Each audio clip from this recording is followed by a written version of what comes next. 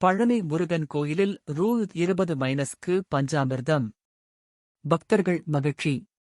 பழனி முருகன் கோயிலில் 200 கிராம் அளவில் பஞ்சாமிர்தம் விற்பனையை உணவுத்துறை அமைச்சர் சக்கரபாணி தொடங்கி வைத்தார்.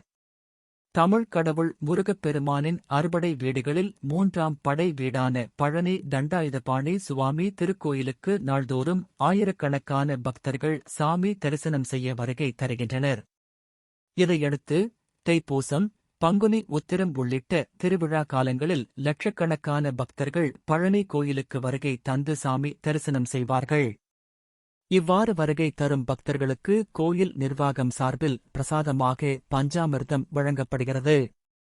பழனி என்றாலே பஞ்சாமிர்தம்தான் முதலில் நினைவிற்கு வரும். இதனால் கோயிலுக்கு வரும் பக்தர்கள் ஆர்வமுடன் பஞ்சாமிர்தத்தை வாங்குவார்கள். இதையடுத்து பழனியில் உள்ள கோயில் பஞ்சாமிர்த விற்பனை நிலையத்தில் தற்போது பிளாஸ்டிக் டப்பாவில் 450 கிராம் பஞ்சாமிர்தம் ரூ. 40 தகர டப்பாவில் ரூ. 45 விற்பனை செய்யப்படுகிறது. இந்நிலையில் மினி டப்பாவில் பஞ்சாமிர்தம் விற்பனை செய்ய வேண்டும் என்று பக்தர்கள் கோரிக்கை விடுத்து வந்தனர். பக்தர்கள் கோரிக்கை கருத்தில் கொண்டு 200 கிராம் பஞ்சாமிர்தத்தை மினி டப்பாவில் ரூ.